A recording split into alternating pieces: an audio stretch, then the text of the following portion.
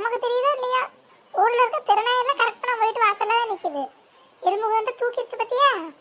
Shoe shoe எம்மா, நல்லா அழுத்தக்கார நாயா தான் இருக்கு இந்த நாயெல்லாம். எம்பிட்டு தூரம் கத்துறோம் போக பத்தியா? பிரியாணி மோப்படுத்து அலையுதுங்க. இந்த கட்டையை விட்டு இறஞ்சாதான் ஓட நினைக்கேன். ஒன்னு திருநாய் கணக்கா இருக்கு, இன்னொன்னு கழுத்துல பெல்ட் கட்டி இருக்கே. இது அந்த மேரி வீட்டு நாய் தான்.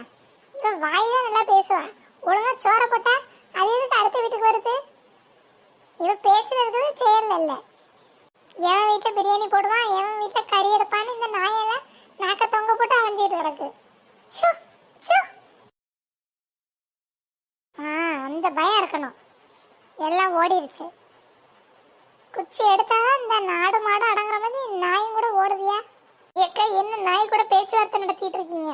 ஆமாண்டி, எனக்கு ஒரு வேலை இல்லை பாரு.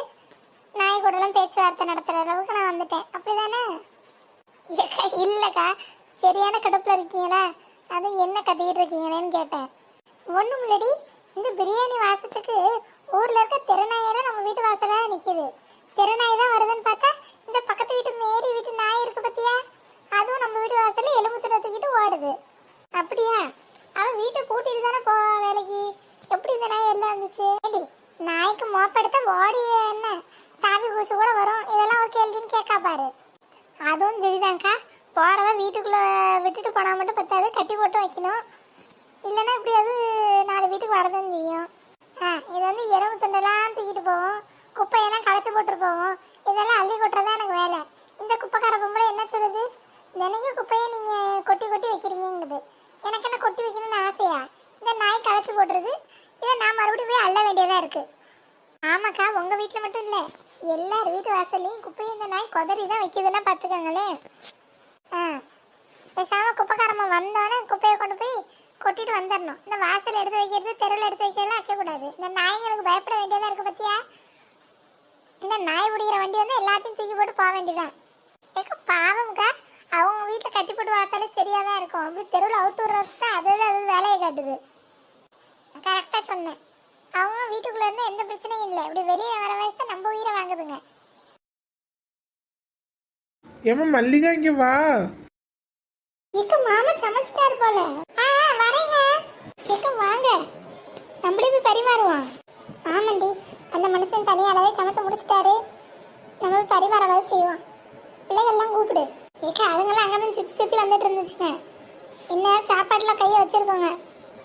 எதுக்கும் போய் பார்த்துட்டு அப்புறம் இல்லைன்னா கூப்பிட்டுட்டு வரேன். சரி வா. ஏங்க, பரிமாறத்துக்குள்ள என்ன ஒரு வார்த்தை கூப்பிட்டுருக்கலாம்ல? நான் வந்து உங்களுக்கு பரிமாறி இருப்பேன், நீங்களே பரிமாறிட்டீங்க. இப்படி தூரம் கஷ்டப்பட்டு சமைச்சிட்டு பரிமாறுறதை நீங்களே பண்ணா நல்லாவா இருக்கும்? நீங்க உட்காருங்க, நானே பரிமாறுறேன். இல்லையா, இது எனக்கு இல்லை, உங்களுக்கு தான். நீங்க முதல்ல உட்காந்து சாப்பிடுங்க. ஆமா, என்ன சொல்றீங்க? நம்ம வீட்டுல எப்பவுமே எங்களை கடைசியா தானே சாப்பிட சொல்லுவாங்க. அது நீங்க சமைச்சா எங்க அம்மா சொல்லுவாங்க. அதெல்லாம் ஒன்றும் கிடையாது. இப்போ நீங்க தான் முதல்ல சாப்பிடணும். ஏங்க, உங்களை பார்க்க வச்சு சாப்பிட நல்லா இருக்குமா? தினமும் நீ பார்த்துக்கிட்டு தானே இருக்க, நான் சாப்பிட்டுட்டு தானே இருக்கேன். இன்னைக்கு ஒரு நாள் நான் சாப்பிட்டுட்டு இருக்காம பார்த்துட்டு இருந்தா ஒன்றும் குறைஞ்சு போயிடாது. நீ உட்காந்து சாப்பிடு. என்ன சொன்னா கேளுங்க.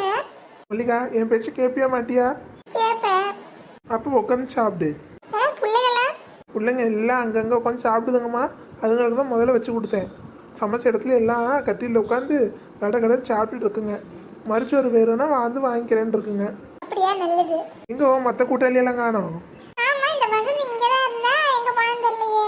வசந்தி, வசந்தி, இங்க வந்துட்டேன். ஏடி, எங்க போன? இவ்வளவு நேரம் இங்கே சுத்தி சுத்தி வந்துட்டு இப்ப எங்க போன? ஏக்கா, சாப்பிட்டோட ஜில்லுன்னு குடிக்க ஜூஸ் வேணும் பாத்தீங்களா? அதான் கொஞ்சம் லெமன் ஜூஸ் போட்டு ஃப்ரிட்ஜுக்குள்ள தள்ளிட்டு வந்திருக்கேன். இப்போ சாப்பிட்டோன்னே லெமன் ஜூஸ் எடுத்து குடிச்சா நல்லா இருக்கும் பாத்தீங்களா? அதான், வேற ஒண்ணும் இல்லை. பரவாயில்லையே, நல்ல யோசனையா தான் இருக்கு. ஆமாங்கண்ணே, சாப்பிட்டோன்னே இந்த சோடால லெமனை மிக்ஸ் பண்ணி குடிச்சா நல்லா ஜீரணமாகும். அப்பதான் நல்லா ஒரு கட்ட முடியும். என்ன சொல்றீங்க? ஆமாம்மா, நல்லா சாப்பிடுங்க. நீங்களாம் சாப்பிட்டுட்டு வீட்டுக்கு கொஞ்சம் எடுத்துட்டு போங்க. கண்டிப்பாண்ணே, நீங்க சொல்லாதனால எடுத்துட்டு தான் போவேன். நீங்க சொல்லிட்டீங்களா? கண்டிப்பா எடுத்துட்டு போறேன். 2 நாளைக்கு எங்க வீட்டுல எனக்கு பிரியாணி தான். சரி, உட்காந்து முதல்ல சாப்பிடு. என்ன, நீங்களும் உட்காருங்க, சாப்பிடுவோம். ஆமாங்க, உங்களை பார்க்க வச்சு நான் சாப்பிட்டதே இல்லைங்க. உட்காருங்க, சேர்ந்து சாப்பிட்டுருவோம். இல்லைம்மா, நீ சாப்பிடு, அப்புறம் நான் சாப்பிட்டுக்கிறேன். சரி, உட்காந்து நம்ம சாப்பிடுவோம். இன்னைக்கு கையால சமைச்சு அக்காவுக்கு போகணும்னு நினச்சிருக்காங்க. இந்த குடுப்பனை எத்தனை பேர் கிடைக்கும்? ஒருத்தி எப்ப பாரு கிண்டல் அடிச்சுக்கிட்டு பேசாம சாப்பிடுறீ. உண்மைதான் போலயே அக்காளுக்கு வெக்காலாம் வருது. ஆமா ஆமா வருது வருது. முதல்ல சாப்பிடுங்கடி. இல்ல சோத்த புடிங்கி வச்சுட்டு அனுப்பிச்சு விட்றேன் பாத்துக்கோங்க. ஓஹோ உண்மை சொன்னா கோவம்லாம் வருமோ? ஆமா ஆமா வருது. ஏங்க இதுக்கு தாங்க சொன்னேன், நீங்க உள்ள போங்க, நாங்களே போட்டு சாப்பிட்டுக்கிறோம். அதெல்லாம் முடியாது, நீ உட்காரு. நீ சாப்பிட்டதுக்கு அப்புறம் தான் நான் போவேன். நடக்கட்டும் நடக்கட்டும். ஆமா நடக்கட்டும். உட்காருங்கடி. இந்த மனுஷனையும் பேச்ச கேட்கல, நீங்களும் கேட்காதீங்க. சரி சாப்பிடுங்க. சரிங்க மாமா. ஏக்கா சாப்பாடு பார்த்து சாப்பிடுங்க. அங்க என்ன பாரு தெரியும்டி. நீ வாயை மட்டும் சாப்பிடு. வாயை மூடிட்டு எப்படிக்கா சாப்பிடுறது? நல்லா கூட கூட பேசுவாளுங்க. ஏ பிள்ளைகள எல்லாம் என்ன குனிஞ்சதெல்லாம் நிமிராம சாப்பிட்டுட்டே இருக்கீங்க? சோறு எப்படி இருக்குன்னு சொல்லவே இல்லை. மணிமேகலை சும்மா சொல்லக்கூடாது. ஒன் ட்ரீட் வேற லெவல், செம்மையா இருக்கு. ஆமா அம்மாவோட அப்பா இன்னைக்கு சூப்பரா கலக்கிட்டாரு. பிரியாணி அம்புட்டு டேஸ்டா இருக்கு. ஆமா பிரியாணி, சில்லி சிக்கனு, ரைத்தா, முட்டை, ஒரு விருந்தே நடத்திட்டியே. அவன் கல்யாணம் நடந்தாதான் கறி விருந்து போடுவான். கல்யாணம் நின்னதுக்கு கறி விருந்து போடுற முதல் நம்ம மணிமேகலை தான். எப்படி பிரமாதம் பிரமாதம். என்ன சின்ன பொண்ணு குழந்தை தர நிமிராம இருக்க? அடி மணி, நீ வேற. டேஸ்ட் அம்புட்டு நல்லா இருக்கு, அதான் வாயை திறக்க முடியல, சாப்பிட்டுட்டே இருக்கணும் போல இருக்கு. அதனால தான் நீங்கள் பாட்டுக்கு ஒரு பக்கம் பேசுங்க, நம்ம பாட்டுக்கு நம்ம வேலையை பார்ப்போன்னு சாப்பிட்டுக்கிட்டு கிடந்தேன்.